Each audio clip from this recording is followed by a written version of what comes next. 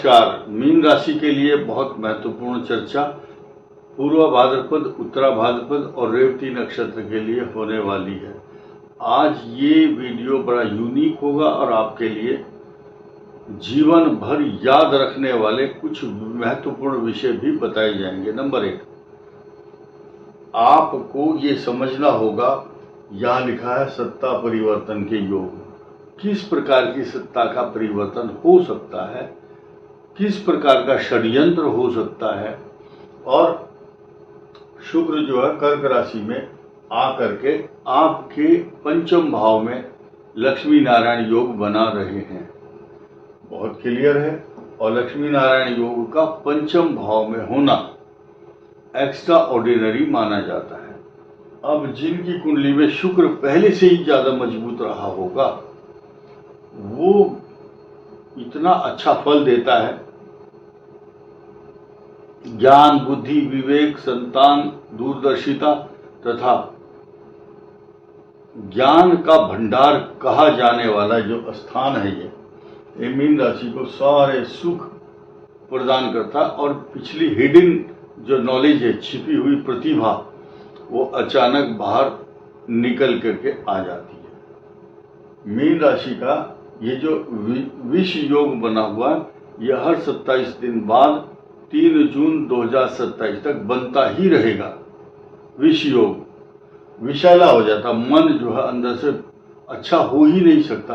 कितने ही लोग अप्सराएं आपके सामने आकर के गीत गाएं, नाचें, कुछ भी करें, आपका को प्रसन्न नहीं कर सकता कोई। आपकी हंसी को, खुशी को ये ग्रहण लगा देता है। कारण क्या है? मंगल की पूर्ण दृष्टि यहाँ पर है। और ये जो भाव है, इस भाव में चंद्र और शनि पर जब इस मंगल का सीधा सीधा अटैक या आक्रमण 180 डिग्री होगा, तो कैसे संभव है कि इसको शांति मिल जाए? कुतः सुखम, शास्त्रों में लिखा है। कहाँ सुख है फिर? सुख की अभिलाषा करना व्यर्थ है। सुख का कोई औचित्य यहाँ पर नहीं रहता। बहुत लोगों को बुरा जरूर लग रहा होगा, और फिर लोग बोलते भी आप तो बहुत निगेटिव बोलते हो। इस निगेटिव की सच्चाई को हजम करना सबके बस का नहीं है। कुछ सच्चाई सुननी पड़ती है संसार में। अब इस 12th हाउस के राहु को हम देखेंगे। ये आपको व्यर्थ की भागदौड़, व्यर्थ की चिंता, व्यर्थ के खर्चे और आपकी ऊर्जा जो है गलत डायरेक्शन में लग रही है। जिधर आपको जोर नहीं लगाना चाहिए, उधर आपको प्रेरित किया जा रहा है कि उधर जोर लगाओ। लगाओ जोर, कोई फायदा नहीं है। आउटपुट नहीं है, उसका कोई लाभ और क्रेडिट नहीं मिल पा रहा है। ये 12th हाउस है। अब इस केतु और सूर्य के कारण विरोधियों को मुंह तोड़ जवाब देना चाहता है। सूर्य जब से आया है, और सूर्य आया है 17 तारीख को अर्ली मॉर्निंग 3:58 पर। ऐसी स्थिति में आपको विरोधियों से चुनौती जो मिल रही थी, उसमें आपकी विजय होगी, शत्रुओं की पराजय होगी। अब सीधे सीधे इस बात पर आते हैं कि ये जो बृहस्पति है, ये आपकी राशि का स्वामी है। 80% आपके ऊपर जहरीले बाण जो शत्रु छोड़ रहे हैं, बृहस्पति की इतनी पावर है कि वो हवा में मार करने वाले या अपरोक्ष रूप से हिडन शत्रु, जो छिपे हुए शत्रु हैं, अगर कोई भी चाल चलते हैं, तो ये बृहस्पति उनके जहरीले बाणों को निष्फल कर देता है, न्यूट्रलाइज करता है। ये बहुत बड़ी बात है। और ये चतुर्थ भाव में बृहस्पति का यही एक सबसे बड़ा क्रेडिट है। किम कुर्वन्ति ग्रह सर्वे यस्य केंद्रे बृहस्पति। अकेला इसका बैठना। अब एक चीज देखिए, ये 2 भाव भरे हुए हैं ग्रहों से, ये भी भरा हुआ है। सिर्फ केंद्र का ये स्थान खाली है। अब इस स्थान को मैंने जो लिखा है सत्ता परिवर्तन, ये शनि यहाँ सत्ता परिवर्तन के संकेत देता है। ये मंगल यहाँ आपकी छवि को धूमिल करने का प्रयास कर रहा है। Lot of people they will trying to tarnish your image, आपको नीचा दिखाना, लेकिन आप डरने वाले नहीं हैं, क्योंकि आपको ऐसा एक ताकतवर सहारा मिला हुआ है, जैसे कि सुग्रीव को भगवान राम का सहारा मिला था, वैसे ही ये छिपा हुआ इस बृहस्पति का जो तेज है, अमृत तत्व है, वो इस भाव को देख रहा है। तो कितना ही लाख बुरा चाहे शत्रु, यानी कि मंगल की दृष्टि, शनि की दृष्टि, और इस भाव का स्वामी इसी भाव को पूर्ण दृष्टि से देखता है, कितने ही जोर लगाओ, आपकी जो छोटी मोटी जो अशांति है वो तो होगी। आपको एंग्जाइटी, तनाव, शत्रुओं का को कैसे ठिकाने लगाया जाए, आपको सोचने की जरूरत नहीं है, ऑटोमेटिक ही आपको ट्रीटमेंट और रेमेडी मिल जाएगी। क्योंकि बृहस्पति देव जिस समय आपके ऊपर आक्षेप और परेशानी आएगी, बृहस्पति देव अपने अस्त्र और शस्त्र और ज्ञान के साथ आपकी रक्षा करने को, आपके जो तख्ता पलट करना चाहते इस शत्रु वाली टीम, उसको मुंह तोड़ जवाब देंगे। अब यहाँ एक नई चीज है कि जिनकी कुंडली में पापाक्रांत या पापों से, पाप ग्रहों से पीड़ित 10th हाउस होगा या महादशा इस टाइप की चल रही होगी जो कष्ट दे सकती है, वो एक एक्सेप्शनल केस हो सकता है। तो मैंने आपको इन 2 ग्रहों की महिमा बताई। छठे भाव में चतुर्थ बृहस्पति, मंगल और शनि की 180 डिग्री, राहु के द्वारा होने वाले जो नुकसान है उनकी चर्चा की, और पंचम भाव में ज्ञान, बुद्धि, विवेक और संतान की उन्नति, और आपको मनोरंजन के साधन, संगीत आदि में रुचि उत्पन्न कराता है ये, और लक्ष्मी नारायण योग भी बना रहा है मीन राशि को 23 तारीख से 31 तारीख तक।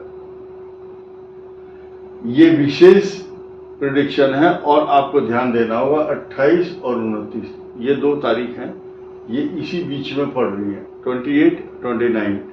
उस दिन आपके लिए अच्छे ग्रह नहीं है।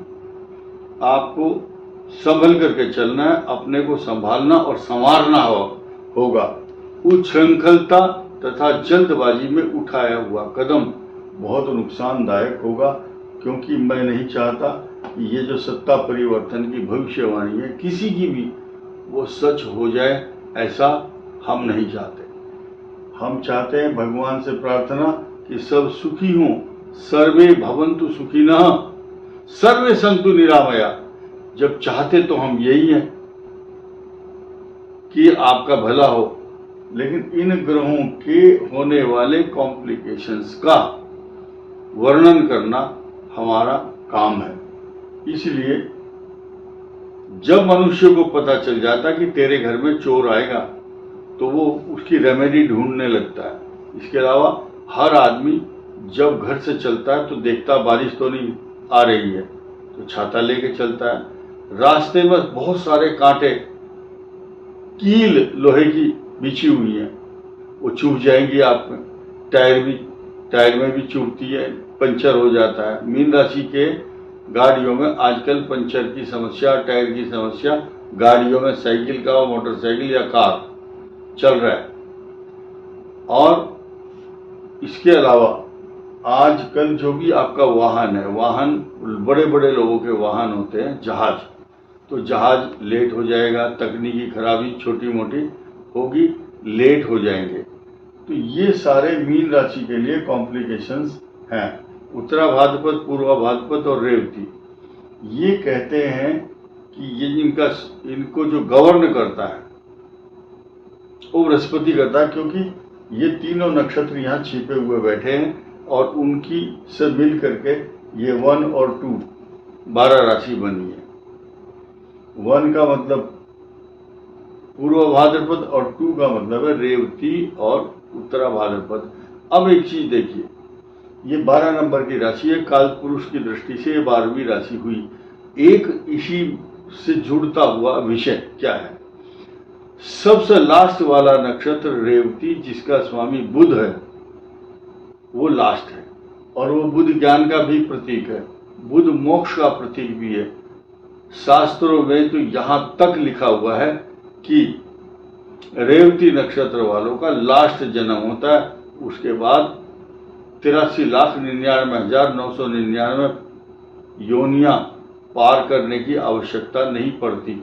अर्थात 84 लाख योनियां पार करने के बाद रेवती नक्षत्र लास्ट में आता है और मोक्ष धाम, मोक्ष प्राप्ति का नक्षत्र बताया गया है, ऐसा शास्त्रों में वर्णन है। या ज्योतिषियों के अध्ययन के जो सब्जेक्ट के कुछ सिम्टम्स हैं वो यहाँ टैली भी करते हैं और इंडिकेशन भी बहुत साफ साफ है। 27 नक्षत्रों में लास्ट वाला नक्षत्र रेवती है, इनका स्वामी बुध है, ज्ञान का प्रतीक। और युवराज जो बुध है वो इनको हमेशा युवा अवस्था में देखना चाहता है। यही कारण है कि रेवती नक्षत्र वाले बहुत एक्स्ट्रा ऑर्डिनरी होते हैं और नॉलेज बहुत होती है। जल से, पानी से उनको खतरा रहता है, लेकिन आपको ध्यान देना है, इनके आराध्य देवता हनुमान जी हैं। मंगल ग्रह इनके भाग्येश हुआ, भाग्य का स्वामी। यही कंडीशन एक और राशि है जिसका नंबर यहाँ 1 आता है, सिंह राशि, सिंह लगन। तो इन दोनों के लिए जो मूंगा पहनता है उनको भी लाभ मिलता है। तथा अगर हनुमान चालीसा का पाठ करना, बजरंग बाण, हनुमान बाहुक, हनुमान जी के स्तोत्र, हनुमानाष्टक, ये पूजा करना आपको सोने में सुहागा। लेकिन ध्यान रखना, राहु की वजह से और शनि की वजह से अगर कोई आप जाप करते हैं, कई बार क्या होता है ऐसी कंडीशन में वो जो मंत्र जाप करते हैं वो नुकसान देता है। रीजन क्या है, बहुत गंभीरता से समझिए, बड़ी जिम्मेदारी से बात कर रहा हूं मैं, रेस्पॉन्सिबिलिटी के साथ। आप ये देखिए 12 राशियां हैं और 9 ग्रह जो है इनको कमांड करते हैं या इनके ऊपर शासन करते हैं, या ये कहो कि ये 9 ग्रह इनके स्वामी हैं। Right, clear. अब आप देखिए, ये राहु और केतु किसी भी राशि के स्वामी नहीं है। वो बात अलग है, इनका जो प्रेम या इनका सबसे प्रिय राशि वो बुध की राशियां हैं। तो बुध की राशि कन्या, मिथुन, उनमें राहु अच्छा फल देता है लेकिन उनका स्वामी नहीं बनता है। तो याद रखिए, जब जिसके स्वामी हैं, जिस स्थान पर राहु बैठा है उस स्थान का जो स्वामी या भावेश कहेंगे उसको, भावेश, भाव का स्वामी, उसकी पूजा, उसका जाप करना शुभ होगा। राहु के लिए पुराना जूता, पुराना चप्पल, छाता, मसूर की दाल ऐसा दान करना बुधवार के दिन अच्छा रहता है। और अपने इष्ट देवता हनुमान जी हैं आपके, बहुत क्लियर है। बाकी सब लोग अपने अपने धर्म, अपने संप्रदाय के अनुसार पूजा करते हैं। हम किसी के ऊपर अपनी जो मैथोलॉजी है या पूजा पाठ का, जन्म कुंडली का जो रहस्य और इनका जो नियम है वो थोपना नहीं चाहते। This is depend upon you, you are independent. तो ये सब पोजीशन को देखते हुए मंगल ग्रह जो अभी 13 सितंबर तक कष्टकारक बना हुआ है, उसके बाद ये पॉजिटिव रेस्पॉन्स अभी नहीं देंगे, यहाँ भी नहीं देंगे। जब मंगल यहाँ आ जाएंगे, आपको जो त्रास मिल रहा है चारों तरफ से उसमें कमी आएगी, वो रिड्यूस होगा। तो तब तक आप साधना करते रहिए और जो तारीख आपको बताई गई है वो आपके लिए अलर्ट डेट के हिसाब से बताई गई है। इस वीडियो में इतना ही। धन्यवाद, नमस्कार।